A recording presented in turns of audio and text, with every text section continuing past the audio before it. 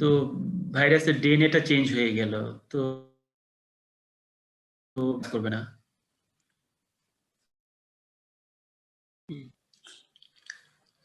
ডিএনএটা change হলে তো সমস্যা কি? এখন ভ্যাকসিন কাজ করতেছে না কেন তাহলে? স্যার আমরা তো ভ্যাকসিনটা ওই নির্দিষ্ট ডিএনএ সিকোয়েন্সের এগেইনস্টেই তৈরি করা হয়েছিল, যেটা হচ্ছে আমরা এখন যদি মিউটেশন তখন সেই ভ্যাকসিন স্যার ভ্যাকসিনের আচ্ছা। তো আর চেঞ্জ হওয়ার আর কোনো কিছু তার মানে তুমি বলতেছো যে আমরা যে ভ্যাকসিনটা তুমি নিচ্ছ, এই ভ্যাকসিনটা গিয়ে ওই ডিএনএটার এগেইনস্টে কাজ করে? স্যার এটা মূলত স্পাইক প্রোটিনের হুম স্পাইক প্রোটিনে স্যার হ্যাঁ, হৃদয় বলো। হ্যাঁ, মানে কিভাবে বলবো স্যার? হ্যাঁ, আমি তো ওইটু তোমাদেরকে দিয়ে বলাইতে চাচ্ছি, বুঝতে পারতেছো তাই না? স্যার দিস ইজ ভ্যাকসিনটা সায়েন্স, আসলে right? Sir we have to understand. হ্যাঁ, স্পাইক গুলাকে ব্লক করে দেয় স্যার, যেটা মানে মানব দেহের সাথে লাগবে ওই স্পাইক গুলা স্যার ব্লক করে দেয়, এর জন্য আর লাগতে ব্লক পারে করে না। দেয়। পরে স্যার যদি তো মিউটেশন ঘটায় তখন হ্যাঁ, ওই স্পাইক হ্যাঁ, গুলা মানে চেঞ্জ হয়ে যায়, তো হুম, এই কারণে স্যার আর হ্যাঁ, ভ্যাকসিন গুলা কাজ করবে না। হুম। সিনথিয়া, সিনথিয়া তুমি কি বুঝছো এখন ও কি বললো? জি স্যার। ঘটনাটা অনেকটা এরকম, তাই না? জি স্যার। তোমরা ইয়ের নাম শুনছো, অ্যান্টিজেন অ্যান্টিবডি? জি স্যার। জি স্যার। তাই না? এখানে আসলে যদি আমি এখন আসি, বলবো যে এখানে অ্যান্টিজেন অ্যান্টিবডির খেলা আসলে, তাই না? আমাদের বডিতে বিষয়টা এরকম, দেখো যে যখন কোনো ফরেন কিছু ঢুকে তখন সেটাকে বলি আমরা অ্যান্টিজেন। আসলে ফরেন কিছু, ধরো একটা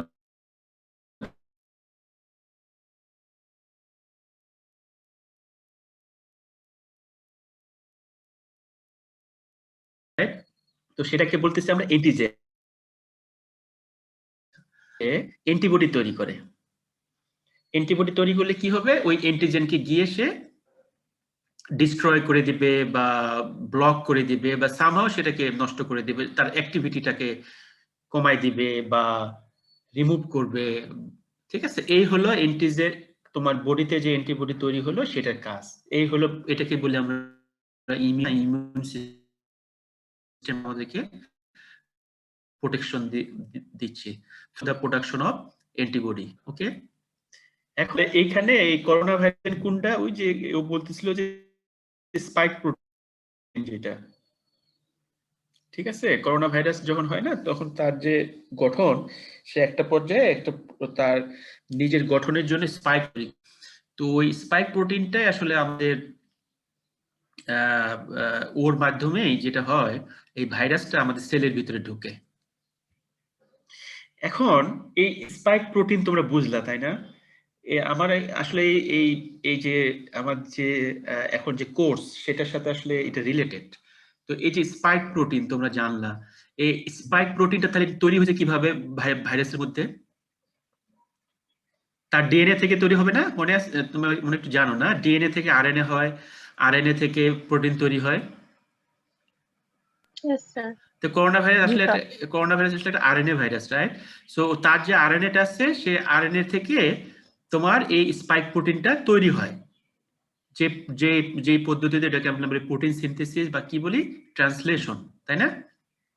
তাহলে খেয়াল করো, এই যে ভাইরাসটা আগে ছিল, স্ট্রেইন বলি বা ভাইরাস না, তার যে আরএনএটা ছিল সে আরএনএ থেকে একটা নির্দিষ্ট, এবং এটা তো বুঝবে যে খুবই নির্দিষ্ট একটা আরএনএ সিকোয়েন্স থেকে শুধু এক ধরনেরই একটা পার্টিকুলার প্রোটিন তৈরি হবে। যদি একটা পার্টিকুলার প্রোটিন তৈরি হবে, রাইট? তাহলে যে স্ট্রেনটা ছিল সে ধরো এই ধরনের প্রোটিন তৈরি করছে।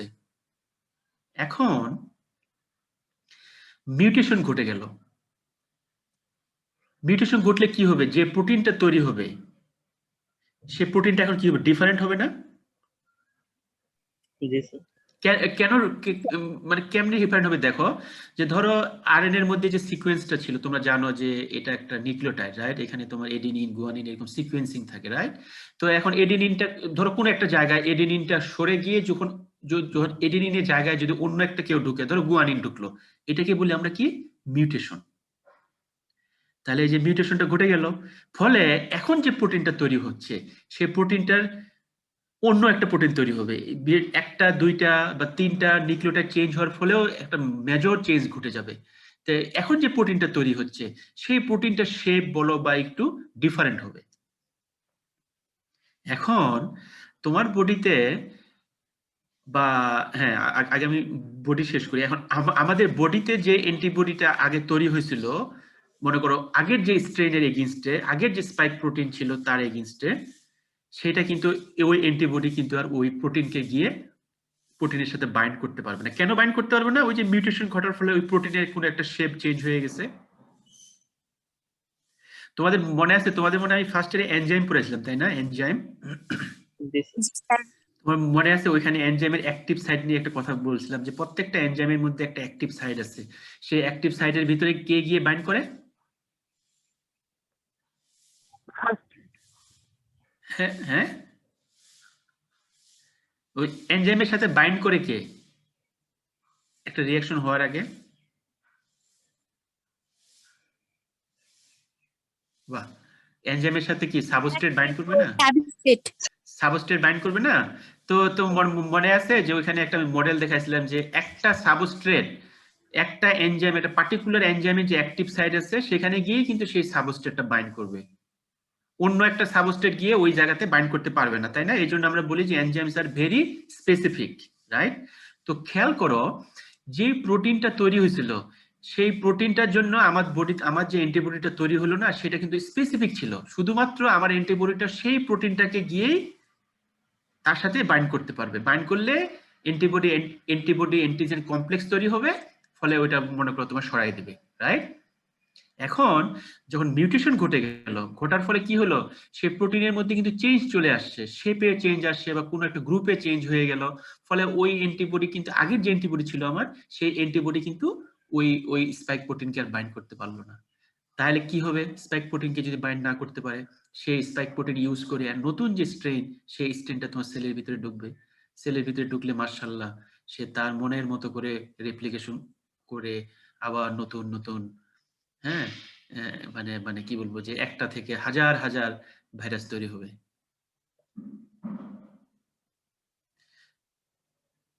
তো তুমি কি বুঝছো আমার কথাগুলো যেটুকু বললাম? আমার মনে হয় না এটা তোমাদের পড়ালেখার বাইরেও একটা খুব সুন্দর টপিকস হতে পারে বুঝার বা আন্ডারস্ট্যান্ডিং এর জন্য, তাই না? যে আমাদের বডিতে এই যে আমরা বলতেছি ভ্যাকসিন টেক্সিন, এগুলো কিভাবে কাজ করে আসলে। এখন তাহলে কি করতে হবে?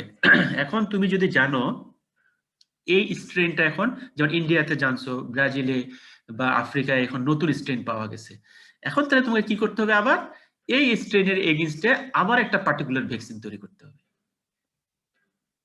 তাহলে শুধুমাত্র তুমি ওই ভাইরাসটা করো। এখন এইভাবে করে কতদিন তোমাকে কে বলছে যে এই যে স্ট্রেনটা তোমার এখন তুমি পাচ্ছ, সেটা যে কালকে বা পরশুদিন বা অলরেডি যে আরেকটা স্ট্রেন তৈরি করতেছে না? পূজা, শুনতেছো পূজা? জি স্যার। সম্ভাবনা আছে না, কি আছে? জি স্যার। সুতরাং হলে যে আসবা, আবারও হল বন্ধ হয়ে যাইতে পারে কিন্তু, ঠিক আছে? না, আমাদের প্রিন্সিপাল তো তাই বলে, থিওরি তো তাই বলে, তাই না? তো সুতরাং বিষয়টা হচ্ছে এরকম। আর আরেকটা জিনিসও একটু তোমাদের ইনফরমেশন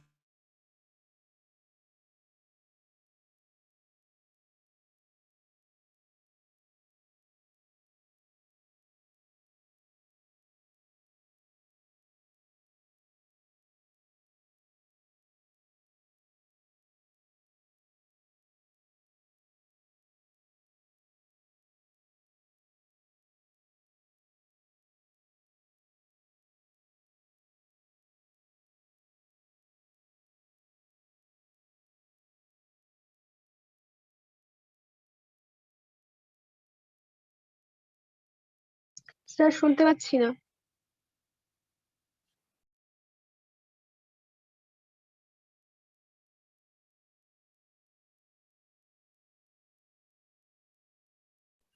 স্যার disconnected.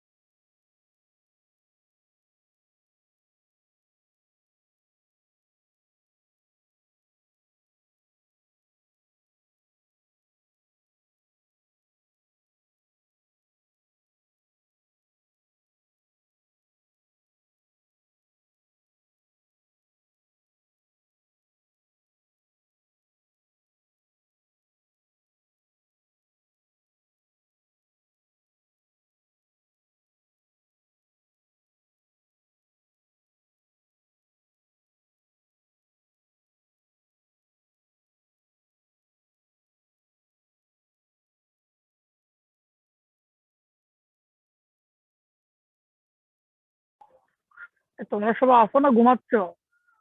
কেউ কথা বলে না। আসলে ভাই খিদা লাগছে খাইনি। সেই খিদে লাগবে আমার, বেনা গেছিলাম এক জায়গায়। বলিস না। হ্যাঁ, হ্যালো। হ্যাঁ, খারাপ আছে। হ্যাঁ, জি স্যার, শুনতে পাচ্ছি। হ্যাঁ, সরি, তোমরা কি ছিলে এতক্ষণ সবাই? জি স্যার। জি আচ্ছা, স্যার, আচ্ছা, আমি অ্যাবসেন্ট ছিলাম, কিন্তু তোমরা কি সবাই একসাথে ছিলা? জি জি স্যার। জি স্যার। এটা কিভাবে সম্ভব? আমি যদি হোস্ট যদি আউট হয়ে যায়? স্যার, তখন অটোমেটিক্যালি আরেকজন হোস্ট হয়ে যায়। কেন? কারণ এটা মনে হয় অ্যালাউ করা আছে নাকি? স্যার এমনই হয় সবসময়। আচ্ছা, এনিওয়ে, আমি আবার ওই যে ইঞ্জিনিয়ারিং সেকশনে এখানে আইসিটি তে ফোন দিছিলাম যে কি ব্যাপার, কি কাহিনী। তো এই যে আবার আসলো মনে হয় এখন আর কি ইন্টারনেট। হ্যাঁ, ওকে, দ্যাটস অলসো গুড যে আমরা অ্যাবসেন্ট থাকলেও তোমরা নিজেদের ভিতরে কথা বলতে পারো।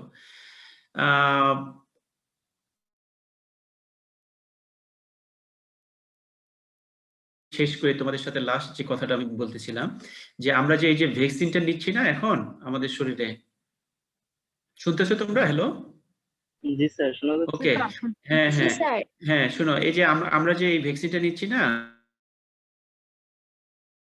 ওই যে তোমার যে আরএনএ ভাইরাসের যে সরি করোনা ভাইরাসের যে আরএনএটা ছিল না, সেই আরএনএটাই কিন্তু আমরা এখন আমাদের বডিতে নিচ্ছি আসলে, বুঝছো? এটা কিন্তু তোমরা জানো, মনে হয় জেনে থাকবা যে এটা হচ্ছে আরএনএ ভ্যাকসিন। ওকে, সো ওই সেই যে করোনা ভাইরাসের যে আরএনএ, সেই আরএনএ ভ্যাকসিনে তোমরা আবার ভয়টাই পাও না, আবার মানুষকে ভুল ধারণা দিও না, বুঝছো? সেই আরএনএ ভাইরাসের যে সে যে ভাইরাসের যে আরএনএটা, সেই আরএনএটাই কিন্তু আমাদের ইয়ের মধ্যে ঢুকানো হচ্ছে, কি বলে, ভ্যাকসিনের মাধ্যমে কিন্তু আমাদের বডিতে ঢুকানো হচ্ছে। বডিতে ঢুকালে কি হবে, আমাদের সেল কি করবে, আমাদের বডিতে ঢোকার পরে সেই সেল কি করবে, সেখান থেকে আরএনএ থেকে সেই স্পাইক প্রোটিনটা তৈরি করবে, বুঝছো? স্পাইক প্রোটিনটা তৈরি করবে, যে স্পাইক প্রোটিন দিয়ে তোমাদের ঘটনা ঘটতেছিল, সেই স্পাইক প্রোটিনটা আবার কি করবে এখন, যখন আমাদের সেল এটা ডিটেক্ট করবে যে এই স্পাইক প্রোটিন আসছে, তার এগেইনস্টে তখন অ্যান্টিবডি তৈরি করে রাখবে। তুমি তো এখন একটা শুধুমাত্র ওই ওই আরএনএ মানে ওই ওই শুধুমাত্র স্পাইক প্রোটিন তৈরি হয় ওইটুক জিনিস পর্যন্ত নিছো, কিন্তু একটা ভাইরাসের টোটাল জিনিসটা কিন্তু নাও নাই, শুধুমাত্র আর প্রোটিনটুকু তৈরি হবে সেটুক নিছো ধরো। তো এখন কি হবে, এই এই এইটা তাহলে তোমার বডি তোমার পেয়ে গেল সেই প্রোটিনটা, বডি তোমার কি করবে, আচ্ছা তুমি আসছো, তাহলে তোমার বডি কিন্তু তোমার নিজের এখন অ্যান্টিবডি তৈরি করে রাখবে, তৈরি করে মোটামুটি প্রিপেয়ার করে রাখলো। ভবিষ্যতে যদি এখন তোমার ভিতরে করোনা ভাইরাস ঢুকে, সে মনে করো আগে থেকে রেডি, যে করোনা ভাইরাস আসবে সেটাকে ক্যাপচার করবে, সেগুলোকে ডিস্ট্রয় করে দিবে যেন সেলের ভিতরে ঢুকতে না পারে। কারণ কি, তোমার তো অলরেডি কিছু this is the way right how the vaccine work. তোমাদের ভিতরে কি একটু কিছু ঢুকছে বলো তো, আমি যে বললাম এতক্ষণ? জি স্যার। আচ্ছা, so this is the way right. এখন আমরা আমাদের যে ভ্যাকসিনটা আমরা নিচ্ছি, এটা দুইটা ডোজ, একটা ডোজ নিবা, তারপর সেকেন্ড ডোজ নিতে হবে। কেন দুইটা ডোজ নিতে হবে এটা আমি তোমাদের সাথে পরে একসময় আলাপ করতে পারি। আরেকটা তোমার নাম শুনে থাকবা, জনসন এন্ড জনসন কোম্পানির একটা ভ্যাকসিন আসতেছে, বুঝছো? ওইটা আবার একটা ডোজ নিলেই হবে আর কি, হ্যাঁ, মানে ওয়ান ডোজ সিস্টেম ওইটা আর কি। ওইটা আবার একটা ভাইরাস বেসড, একটা পার্টিকুলার একটা ভাইরাস আছে এডিনো ভাইরাস বলে, ওই এডিনো ভাইরাসটা আমাদের বডিতে ঢুকাই দিবে। বডিতে ঢুকানোর পরে ওই ভাইরাসের সিস্টেম ইউজ করে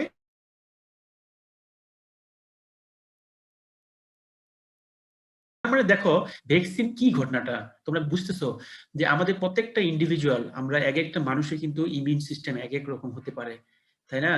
অতএব সবাই যে সমান রেসপন্স করবে সেটা না। হ্যাঁ, আমরা ধরে নিলাম সমান রেসপন্স করবে, এই জন্য কিন্তু ভ্যারিয়েশন হতে পারে, তাই না? কারণ ভ্যাকসিনটা নিয়ে কি করলো, তোমাকে একটা ধাক্কা দিল, তোমার সিস্টেমটাকে ধাক্কা দিল যে না তুমি এখন তৈরি হও, ঠিক আছে? বাকি ঘটনা কিন্তু তোমার সেলই করতেছে, তোমার বডি কিন্তু করতেছে। ভ্যাকসিনে একটু করার কথা, শুধু কে সে জাস্ট তোমার বডিকে একটা জিনিস চেনাইয়া দিল, এইটুকুই কাজ। আর বাকি সব ঘটনা, অ্যান্টিবডি তৈরি করা, টি সেল তৈরি করা, আরো যা কিছু ঘটনা আছে সব করবে কিন্তু তোমার বডিটা নিজেই। অতএব এট দ্য সেম টাইম মনে রাখতে হবে যে আমাদের ভ্যাকসিন নেওয়ার সাথে সাথে আমরা নিজেরাও যেন আমাদের ইমিউন সিস্টেমটা ভালো হয়, সেটা যেন একটা মানে কি বলবো হেলদি ইমিউন সিস্টেম হয়, হেলদি যে যত হেলদি হবে ভালো হবে তার সিস্টেমটা তত ভালো কাজ করবে, তত ভালো অ্যান্টিবডি এবং তত বেশি পরিমাণে অ্যান্টিবডি তার বডিতে তৈরি হবে। সুতরাং এই অনেক কিছু কিন্তু তোমাদের যদি কোনো কোশ্চেন থাকে আমরা পরে অন্য সময় শেয়ার করতে পারি, কথা বলতে পারি if you are interested. Okay, so আমি যেহেতু তোমাদের কি ক্লাস আছে এরপরে? জি স্যার। জি স্যার। কয়টা থেকে? 10:30? জি স্যার। আচ্ছা, let me finish quickly, right? আমি এখানে তোমাদের আজকে এই স্লাইডটুকু তোমাদের মনে আছে যে আমরা গতদিন কথা বলতেছিলাম যে যে ডাইজেশন নিয়ে, রাইট? আই হোপ তোমরা বুঝছো ডাইজেশন কিভাবে হলো, অ্যাবজর্পশনটা কিভাবে হলো, এবং এই অ্যাবজর্পশনের সাথে যে গ্লুকোজ ট্রান্সপোর্টার গুলো যে আছে সেগুলো সম্বন্ধে তোমাদের ধারণা দিচ্ছি আমি। I hope you understand. এই গ্লুকোজ ট্রান্সপোর্টার কথাটা দ্বারা তুমি বুঝতেছো না, এটা একটা ট্রান্সপোর্ট করে ভিতরে ঢুকাইতে হেল্প করে, রাইট? কাইন্ড অফ রিসিপ্টর, তাই না? এই যে গ্লুট 1 2 3 4 5, এবং এরা এক একজন এই এক একটা ট্রান্সপোর্টার এক এক জায়গায় ডমিনেট করে, না? যে মনে করো গ্লুট 1 ব্রেনের মধ্যে আছে, আবার ব্রেনের মধ্যে গ্লুট 3 ও আছে, ঠিক আছে? আবার দেখা গেল যে গ্লুট 5 মনে করো স্মল ইন্টেস্টাইনে আছে, কিন্তু গ্লুট 5 কিন্তু ব্রেনের মধ্যে নাই। তার মানে এক এক জায়গায় এক এক ধরনের এই ধরনের তোমার গ্লুকোজ ট্রান্সপোর্টার অলরেডি আইডেন্টিফাইড হয়েছে, রাইট? এবং তাদের এই কাজগুলো এর ভিতরে আমরা মনে রাখবো যে গ্লুট 4 যেটা, তার সাথে ওই যে ইনসুলিনের সম্পর্ক, না ডায়াবেটিস, আমি তোমাদের বলছিলাম। কারণ দেখো ওই যে ইন্টেস্টাইনের মধ্যে দেখো glute 4 adipose tissue, skeletal muscle এবং হার্টের মধ্যে আছে। এরা কিন্তু বিশাল পার্ট। স্কেলেটাল মাসেল তোমার বডিতে অনেক, এডিপোস টিস্যু তোমার বডিতে অনেক, এবং হার্ট আছে, তাই না? তো এই সবগুলা ডিপেন্ড হচ্ছে এই গ্লুট 4 এর উপরে। গ্লুট 4 যদি তোমার ভালোভাবে না থাকে তাহলে এরা কেউই কিন্তু গ্লুকোজ পাবে না। আর এরা কেউই যদি গ্লুকোজ না পায় তাহলে কি হবে? ব্লাডে গ্লুকোজের পরিমাণ বেড়ে যাবে। কারণ তোমরা জানলা ব্লাড থেকে গ্লুকোজটা কে এই সেলগুলোর ভিতরে ঢুকাইতে হেল্প করে হচ্ছে এই গ্লুট 4টা। আর এই গ্লুট 4টা তৈরি হয় কিভাবে? ইনসুলিনের মাধ্যমে, তাই না? ইনসুলিন যদি সিগন্যাল পাঠায় তাহলে এই গ্লুট 4টা তোমার সেলের ভিতরে তৈরি হয়ে সেল সারফেসের মধ্যে চলে আসলে সেল সারফেসের মধ্যে যখন এই গ্লুট 4টা যখন তোমার রিক্রুটেড হয় বা বাইন্ড করে, তখনই কিন্তু ওই গ্লুকোজ এসে এই গ্লুট 4 এর মধ্যে দিয়ে সেলের ভিতরে ঢুকে। তোমরা কি ক্যাচ করতে পারছো আমি কি মিন করতেছি তখন? Yes, sir. Yes, sir. আচ্ছা, গুড। যদি হোপফুলি রাইট। আচ্ছা, তাহলে আমি এখন তোমাদের এখানে জাস্ট সিম্পলি একটা, আসলে এগুলা তো ব্ল্যাকবোর্ডে লেখার বা ইয়ের কথা ছিল, আমার মনে হয় যে আমাদের অত সময় হচ্ছে না বা হবেও না। আচ্ছা, এখানে একটা দেখো, একটা টার্ম আসছে এখন, রেগুলেশন অফ গ্লুকোজ। ইনফ্যাক্ট মানে রেগুলেশন অফ গ্লুকোজ কনসেন্ট্রেশন আর কি। ব্লাডের ভিতরে বা বডিতে গ্লুকোজের কনসেন্ট্রেশনটা কিভাবে রেগুলেট করে। তোমাদের মনে আছে না যে একটা কথা বলা হইতো যে এনজাইম গুলা দে আর আন্ডার রেগুলেশন। যখন তোমার দরকার হবে তারা অ্যাক্টিভেটেড হবে, যখন দরকার হবে না তারা ডিঅ্যাক্টিভেটেড হবে। এরকম কিন্তু ব্যাপার আছে, রাইট? তো এইখানে এই গ্লুকোজের লেভেলটা আসলে কন্ট্রোল হয় বাই টু হরমোন। তার ভিতরে একটা জানলা ইনসুলিন হরমোন, আরেকটা হচ্ছে তোমার এই যে দেখো গ্লুকাগন। এটা একটু মানে ভালোভাবে বোঝা যাচ্ছে না, এই যে গ্লুকাগন। তাহলে দেখো এই দুইটা হরমোন আসলে মেজর রোল প্লে করে ব্লাডে গ্লুকোজের পরিমাণ কন্ট্রোল করতে। কি হয় দেখো, খুব ইন্টারেস্টিং না? তোমরা বুঝবা। দেখো তুমি যখন খাবা, after a mill blood glucose level immediately increase.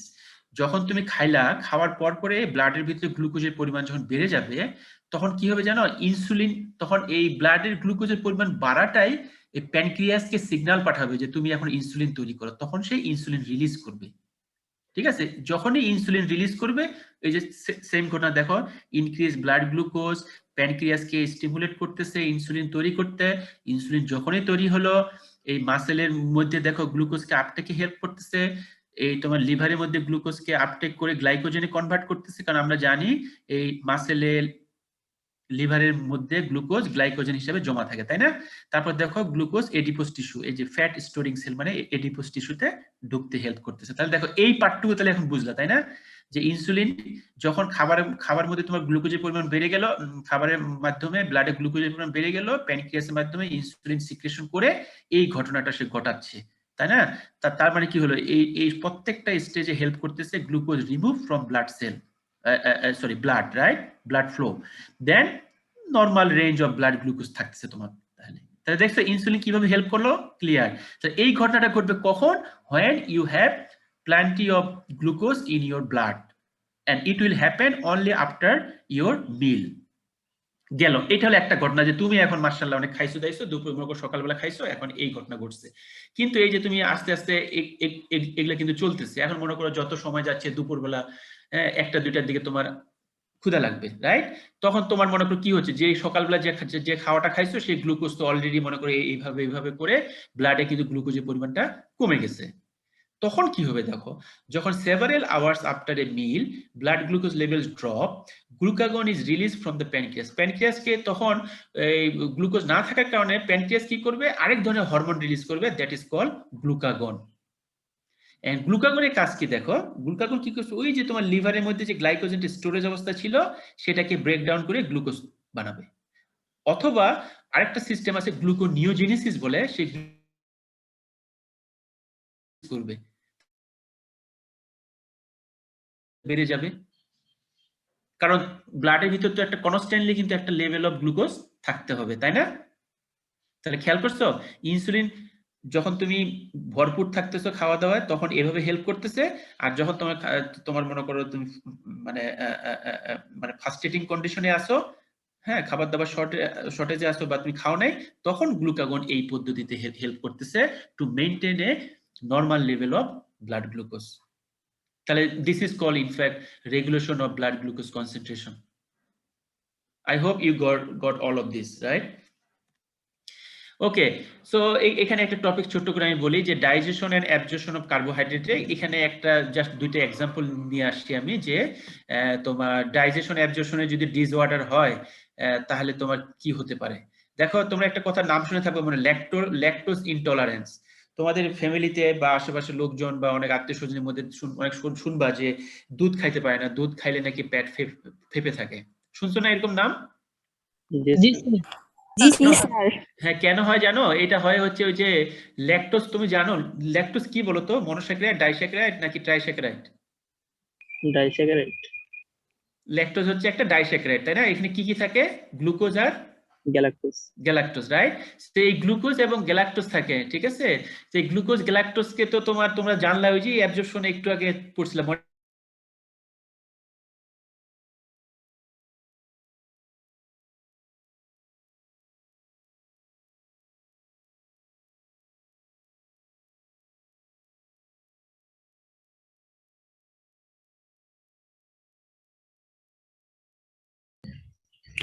Sir আপনার কথা শোনা যাচ্ছে না।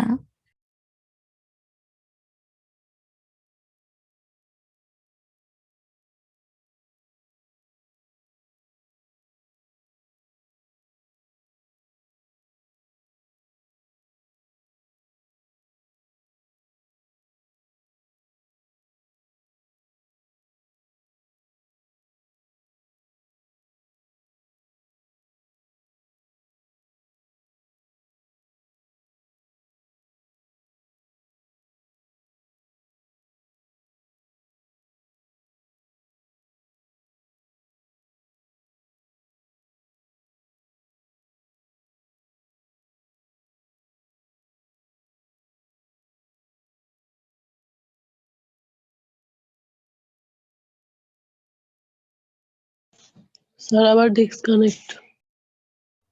মিথিলা হোস্টেপার।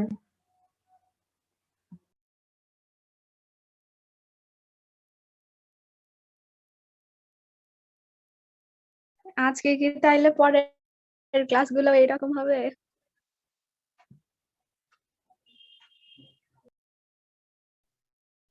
Maybe class cancel. কি সিরিয়াসলি? Yes. Good news.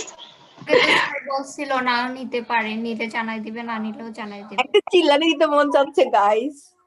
আমারও।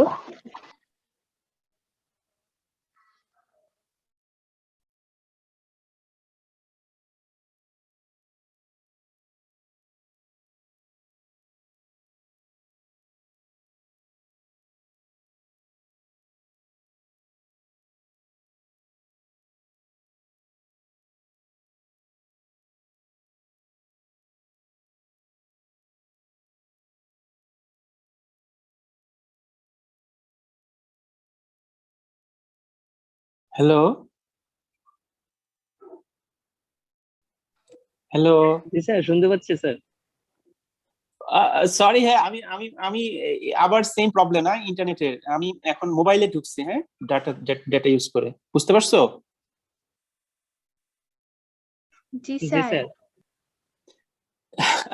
সরি, আমি জানি না যে কেন এই প্রবলেম হচ্ছে, so it's very disgusting, right? So তোমাদের কি স্লাইডটা দেখতে পাচ্ছো? না স্যার, আপনাকে দেখা যাচ্ছে। আর আপনাকে দেখতে পাচ্ছি। ও তার মানে আমার আগের যে ইয়েটা ছিল সেখানে কিছু দেখা যাচ্ছে না আগের যে, আচ্ছা স্ক্রিন শেয়ার করতে হবে। শেয়ার করতে হবে।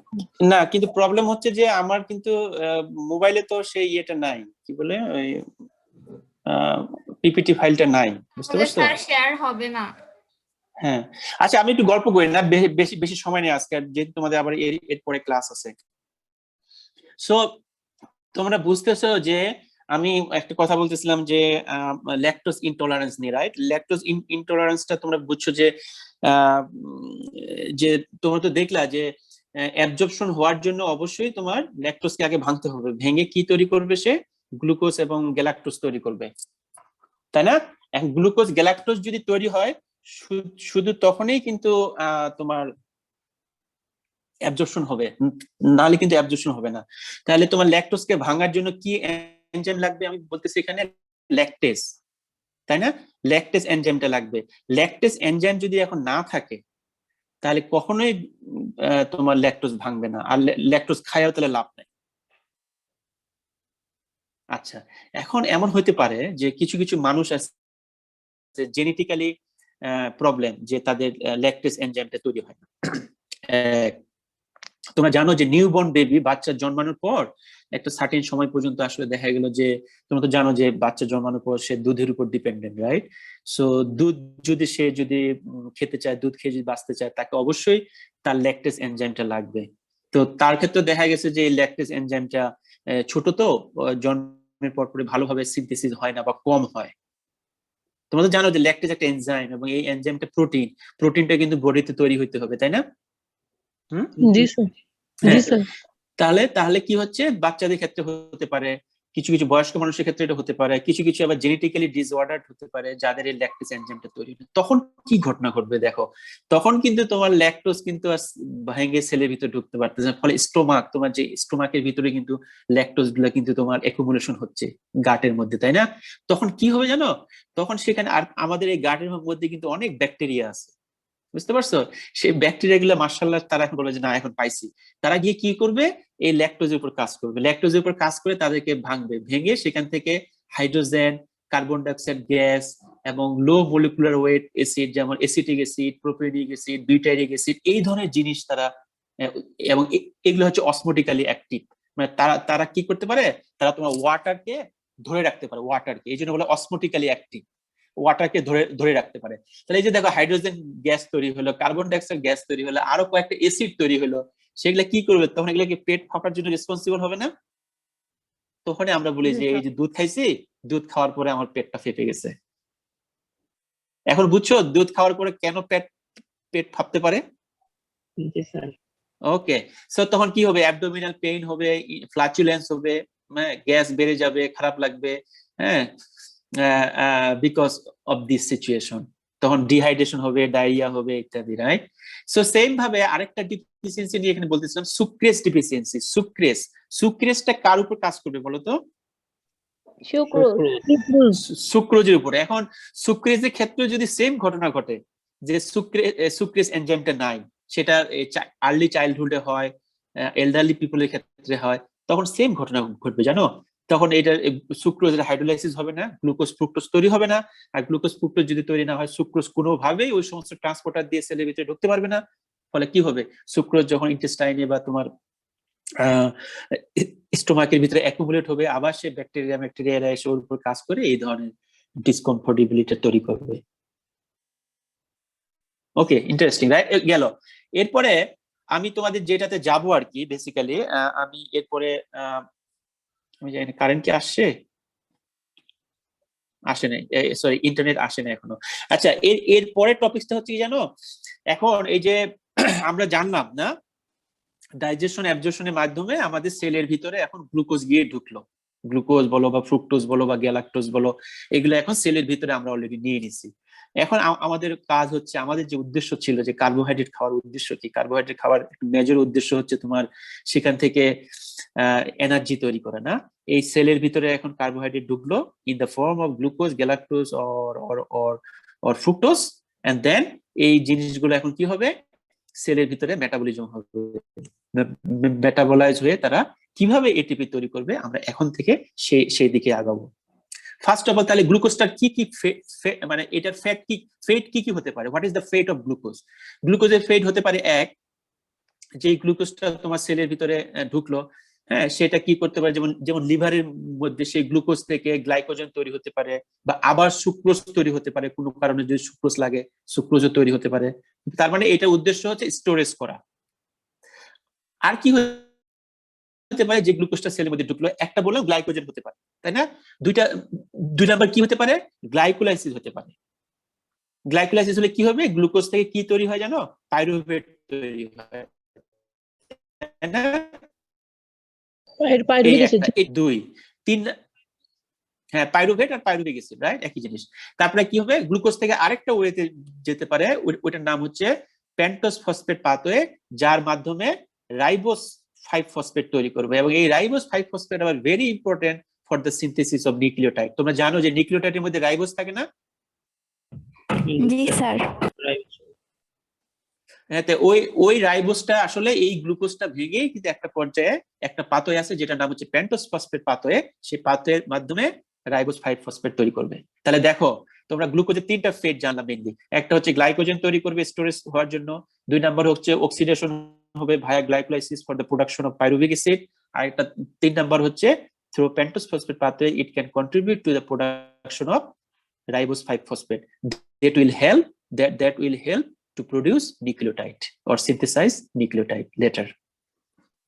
আরো কারণ আছে, এগুলো তো আমরা এখন এই যে তিনটা জিনিসই আমরা আসলে এখন একটু ডিটেইলস করব, কিভাবে স্টোরেজ হয়, কিভাবে গ্লাইকোলাইসিস হয়, কিভাবে পেন্টোজ ফসফেট পাথওয়েতে যায়। I hope you got all these things. And then আমরা ফার্স্ট চলবো আসলে কিভাবে ওই যে গ্লাইকোলাইসিসটা হয়। গ্লাইকোলাইসিসটা মেজর, তো সেটা নিয়ে আগে আমি কথা বলবো, পরে আমি দেখাবো যে কিভাবে স্টোরেজ হয়। তোমরা জানলা যে গ্লুকোজ গ্লাইকোজেন হিসেবে স্টোরেজ হয়, নিশ্চয়ই এমনি হবে না, গ্লুকোজটাকে আবার গ্লাইকোজেনে কনভার্ট হতে হবে। কনভার্ট হওয়ার জন্য অনেক এনজাইম আছে এখানে, না অনেক বলতে কিছু না কিছুতে এনজাইম আছে যারা এই হেল্পটা করবে। হ্যাঁ, ঠিক সেম ভাবে গ্লুকোজ ভেঙে যে পাইরুভেট তৈরি হবে থ্রু দ্য প্রসেস গ্লাইকোলাইসিস, এখানে অনেকগুলো রিঅ্যাকশন ইনভলভ। সো মোস্টলি তোমাদের মনে রাখতে হবে যে এখানে 10টা রিঅ্যাকশন ইনভলভ, ঠিক আছে? There are 10 steps of metabolic reactions are involved that convert glucose into 2 molecules of pyruvate. পাইরুভেটের মধ্যে 3টা কার্বন আছে, ঠিক আছে? তাহলে আর গ্লুকোজের মধ্যে 6টা কার্বন আছে। তো যখন এই তোমার পাইরুভেটে কনভার্ট হবে, তাহলে একটা গ্লুকোজ থেকে 2টা পাইরুভেট পাবো, এবং 2 molecules of each of NADH এবং ATP পাবো, ঠিক আছে? এখানে কয়টা ATP কয়টা NADPH পাবো সেগুলো আমি পরে দেখাবো। তারপরে আসলে যে all carbohydrates to be catabolised must enter the glycolytic pathway. তাই মনে রাখবা যে যত কার্বোহাইড্রেট আছে তাদেরকে মেটাবলাইজ হওয়ার জন্য, ক্যাটাবলিজম হওয়ার জন্য অবশ্যই তাদেরকে গ্লাইকোলাইসিসের মাধ্যমে হতে হবে। সুতরাং আমরা বলতে পারি glycolysis is central in generating both energy and metabolic intermediates. আচ্ছা, তোমরা একটু আগে খেয়াল করছো আমি যে বললাম যে গ্লুকোজ থেকে আমরা এনার্জি তো পাচ্ছি, এখানে কোনো সন্দেহ নাই। এট দ্য সেম টাইম এই গ্লাইকোলাইসিসের মাধ্যমে বেশ কিছু ইন্টারমিডিয়েট, যেগুলোকে বলা হচ্ছে মেটাবলিক ইন্টারমিডিয়েট তৈরি হবে, যেগুলোর অনেক কাজ আছে, অনেক ধরনের কাজ আছে। যেমন একটা কাজ তোমরা জানলা যে রাইবোস 5 ফসফেট তৈরি হচ্ছে, যেটা আসলে এনার্জি প্রোডাকশনের সাথে সম্পর্ক নাই, তাই না? সেটা অবশ্য অন্য পাথওয়ে, যেটাকে আমরা পেন্টোজ পাথওয়ে বললাম, কিন্তু এই গ্লাইকোলাইসিসের মাধ্যমে যে ইন্টারমিডিয়েট গুলো তৈরি হয় সেগুলো দেখবা যে সেগুলোরও এক একটা ফাংশন আছে, শুধু এনার্জি তৈরিতে যাচ্ছে তা না, তাদের অন্যান্য কাজও আছে। সুতরাং আমরা বলতে পারি glycolysis is not only for the production of energy, it has also important role for the for providing different types of metabolic intermediates. Okay, so তোমাদের মনে আছে গ্লাইকোলাইসিসের কয়টা কথা বলতেছিলাম যে 10টা স্টেপ আছে, তাই না? গ্লাইকোলাইসিসে there are 10 steps, এবং এই 10টা স্টেপকে আসলে শোনো দুই ভাগে ভাগ করা হয়েছে। একটাকে বলা হয় প্রিপারেটরি স্টেজ বা ফেজ, আরেকটাকে বলা হয় পে অফ ফেজ। আচ্ছা, কথাটা দ্বারা তোমরা বুঝতেছো তাই না? প্রিপারেটরি মানে কি? প্রিপারেশন করা। আর পে অফ মানে কি? পে অফটা হচ্ছে এরকম যে আগে যে ঘটনাটা ঘটছে সেটাকে এখন তোমাকে মিটাইয়া দেওয়া, যে আগে তোমার কাছ থেকে আমি ঋণ করছি এখন পরিশোধ করে দিলাম, এই জন্য এটাকে বলা হচ্ছে পে অফ ফেজ। একটা হচ্ছে প্রিপারেটরি, মানে প্রিপারেটরি ফেজে কিছু খরচ হয়ে যায়, আর পে অফ ফেজে গিয়ে সেই খরচটাকে আবার সে মিটাইয়া দেয়, এই জন্য দুইটা নাম দেওয়া হয়েছে, প্রিপারেটরি ফেজ আর পে অফ ফেজ। প্রিপারেটরি ফেজে তোমার 5টা রিঅ্যাকশন ইনভলভ আছে মেইনলি, আর আর পে অফ ফেজে 5টা রিঅ্যাকশন। তার মানে 10টা যে 10 স্টেপস বললাম, 10 স্টেপস কে আমরা এই দুই ভাগে ভাগ করতে পারি। তোমাদের মনে আছে প্রথম স্টেজটা কি? এটা তোমরা জানো, আমি শিওর তুমি ইন্টারমিডিয়েটে পড়ছো যে গ্লুকোজ থেকে গ্লুকোজ 6 ফসফেট তৈরি হয়, তাই না? জি স্যার। গ্লুকোজ থেকে যে গ্লুকোজ 6 ফসফেট তৈরি হয় ওখানে কি এনজাইম কাজ করে মনে আছে? ওখানে একটা এনজাইম কাজ করে গ্লুকোকাইনেজ বলে, তাই না? বা নরমালি যদি কেউ হেক্সোজ বলে তখন সেটাকে বলা হয় হেক্সোকাইনেজ।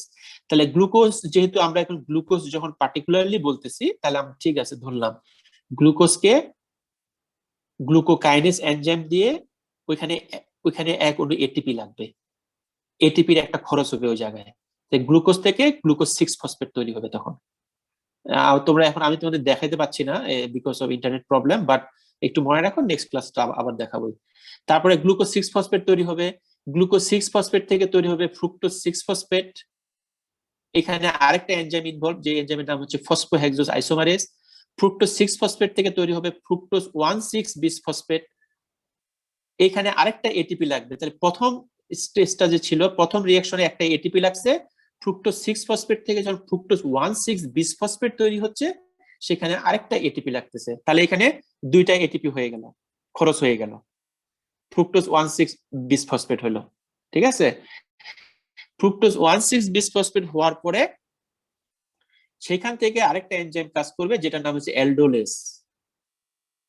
হ্যাঁ, এই অ্যালডোলেস এনজাইমটা কি করবে? ফ্রুক্টোজ 1,6 বিসফসফেটকে glyceraldehyde 3 phosphate and dihydroxy acetone ফসফেটে কনভার্ট করবে। এই যে দেখো, তাহলে 4টা রিঅ্যাকশন হয়ে গেল। 5 নাম্বার রিঅ্যাকশনটা হচ্ছে যে glyceraldehyde 3 phosphate and dihydroxy acetone phosphate, এরা হচ্ছে ইন্টারচেঞ্জেবল, একটা আরেকটাতে কনভার্ট হতে পারে। বুঝতে পারছো? তো এটা একটা স্টেজ, 5 নাম্বার স্টেজ। এটা 6 নাম্বারে এসে কি হবে? তখন এই যে ডাইহাইড্রোক্সি এসিটোন ফসফেট এবং তখন গ্লিসারলডিহাইড 3 ফসফেটে কনভার্ট হবে, মানে দুইটা 2 মলিকুলস অফ আমরা গ্লিসারলডিহাইড 3 ফসফেট পাবো। জাস্ট একটু শুনে রাখো, আমি নেক্সট ক্লাসে অবশ্যই, বা আমি স্লাইড তোমার সাথে শেয়ার করবো এখনই। তোমার সাথে কি আমি এই স্লাইডটা শেয়ার করছিলাম অলরেডি?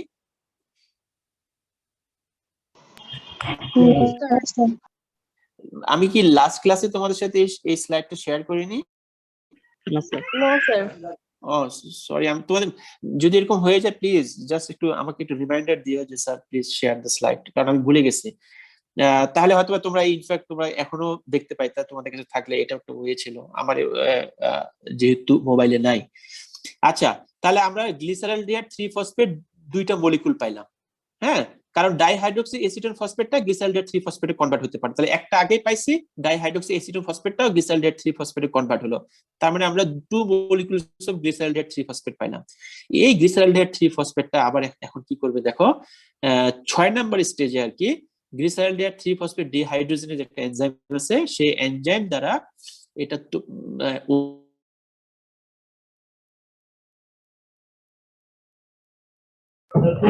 স্যার শোনা যাচ্ছে না আপনার কথা।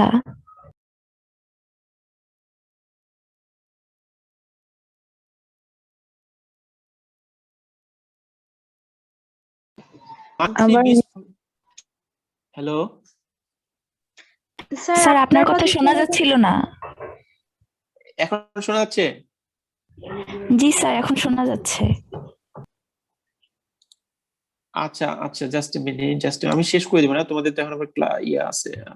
স্যার আমরা স্যার স্লাইড গুলো পাইছি স্যার, গত ক্লাসে দিয়েছিলেন। কিন্তু ওই যে বললো স্লাইড দেইনি। স্যার ও হয়তো ভাবছে স্যার মানে স্লাইড শেয়ার করতে দিন সেটাই ভাবছে, মানে এখন স্যার ক্লাসে শেয়ার করে নিতে। হ্যালো,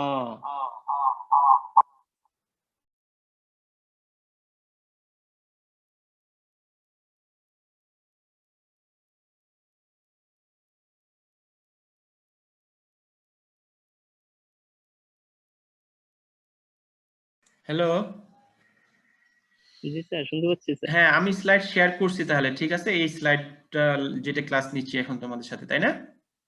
জি স্যার। ওকে, তাহলে তো তোমাদের নেক্সট ক্লাস কার সঙ্গে এখন এরপরে ক্লাস?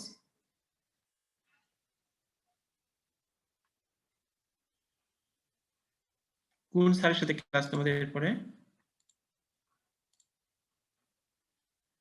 হ্যালো, শাখাওয়াত স্যারের সাথে। আচ্ছা ঠিক আছে, আমি তোমাদের বেশি সময় নেই, হ্যাঁ তোমরা নিশ্চয়ই এই ক্লাসে যাবে। তোমরা কি এই স্লাইডটা দেখতে পাচ্ছো? জি স্যার। দেখো, গ্লুকোজ থেকে গ্লুকোজ 6 ফসফেট, এখানে এটিপি তো কাজে লাগে। ফ্রুক্টোজ 6 ফসফেট থেকে যখন 1,6 বিস ফসফেট হয়, এখানেও একটা এটিপি কাজে লাগে, দুইটা এটিপি এখানে খরচ হয়ে গেল। তারপরে যে glyceraldehyde 3 phosphate dihydroxy acetone phosphate যেটা বললাম, এটা তৈরি হয়। আবার দেখো গ্লিসারলডিহাইড 3 ফসফেটটা, হ্যাঁ ইচ্ছা করলে আবার সেই গ্লিসারলডিহাইড 3 ফসফেট এবং এই ডাইহাইড্রক্সি এসিটোন ফসফেটটা দেখো 5 নাম্বার স্টেজে গ্লিসারলডিহাইড 3 ফসফেটে কনভার্ট হয়। তাহলে এইখান থেকে একটা পাইলাম আর এইখান থেকে একটা আসলো, টোটাল 2 মলিকুল পাইলাম আমরা। হ্যাঁ, এই গ্লিসারলডিহাইড 3 ফসফেটটা দেখো এখান থেকে 1,3 বিস ফসফোগ্লিসারাইড তৈরি হবে, তখন একটা NADH তৈরি হবে। আবার 1,3 বিস ফসফোগ্লিসারাইড থেকে 3 ফসফোগ্লিসারাইড যখন তৈরি হবে, তখন আবার দুইটা এটিপি, কারণ 2 মলিকুল তো দুইটা এটিপি আবার বের হয়ে আসবে। তাহলে এখানে আমার দুইটা এটিপি খরচ হয়ে গেছিল, এখানে কিন্তু আমি দুইটা এটিপি পেয়ে গেলাম।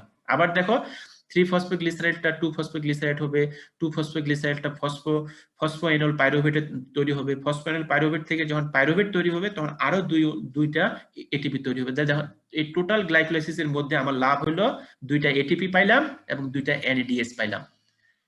কারণ এই পে অফ ফেজ যেটা বললাম না, পে অফ ফেজে দেখো আসলে আমার তৈরি হয় 4টা এটিপি, কিন্তু দুইটা এটিপি যেহেতু এখানে খরচ হয়ে যায়, আমি যদি মাইনাস করি বাকি থাকে আমার দুইটা এটিপি আর দুইটা NADH। এই হলো তোমার টোটাল গেইন ইন গ্লাইকোলাইসিস। এবং দেখো প্রত্যেকটা স্টেজের মধ্যে কি কি এনজাইম ইনভলভ, সেই এনজাইমের নাম এখানে দেওয়া আছে। এবং আমি আশা করি তোমরা এই যে গ্লুকোজ স্ট্রাকচার তোমাদের আমি ফার্স্ট ইয়ারে পড়ানো শিখেছি কিভাবে লিখতে হয়, এই গ্লুকোজ স্ট্রাকচার দেখে দেখে এভাবে পড়ো, মানে শিখবা। স্যার পাইরুভেটের পাশে যে স্যার 2 আছে, এটা স্যার মানে কি, মানে দুইটা পাইরুভেট উৎপন্ন হবে সেটা বুঝাইছে? হ্যাঁ হ্যাঁ হ্যাঁ হ্যাঁ হ্যাঁ, এটা তো বলছি। এই যে 2টা দেখলে না এই জায়গায় 2 কেন জানো? এই ডাইহাইড্রক্সি এসিটোন ফসফেটটা গ্লিসারলডিহাইড 3 ফসফেটে কনভার্ট হলো 1, আর এই আগেরটা তো একটা আছেই, বুঝছো? এই 2 হয়ে গেল। তো দুইটা থেকে সবগুলো ক্ষেত্রে 2 আসলো না? জি স্যার। 2 2 2, তার মানে ওই যে একটা গ্লুকোজ থেকে আমরা দুইটা পাইরুভেট পাই, বিকজ দেখো 1 2 3 পাইরুভেটের 3টা কার্বন আর গ্লুকোজে ছিল আমার 6টা কার্বন। তাহলে দেখো কার্বনের সংখ্যা কিন্তু সেম থাকলো, কিন্তু মাঝখানে ঘটনা যেটা হয়ে গেল, আমরা পাইরুভেট পাইলাম, দুইটা এটিপি পাইলাম এবং দুইটা NADH পাইলাম। এই পর্যন্ত তোমাদের আজকে শেখা, আজকে পড়া। প্লিজ এটা তোমরা পড়বা ডিটেলস। এবং এখানে এই ফ্লো চার্টটা আবার আমি একটু দেখাইছি, একই ফ্লো চার্ট এটা, ঠিক আছে? আর এটা নিয়ে তোমাদের সাথে আমি নেক্সট ক্লাসে আলাপ করবো, কারণ এটা একটা ভাইটাল জিনিস যে কিভাবে কোনটা ইম্পর্টেন্স। এই পর্যন্ত আমার স্লাইড ছিল আজকে। ইনফ্যাক্ট তোমাদের যেহেতু ক্লাস আছে না, তাহলে আমার মনে হয় আমরা আজকে শেষ করতে পারি, কেমন? হ্যাঁ, জি sir. Thank you, best of luck, see you again tomorrow, right? কালকে 10:30টায়। হ্যাঁ, জি স্যার। স্যার আসসালামু আলাইকুম। আসসালামু আসসালামু আলাইকুম স্যার। আলাইকুম।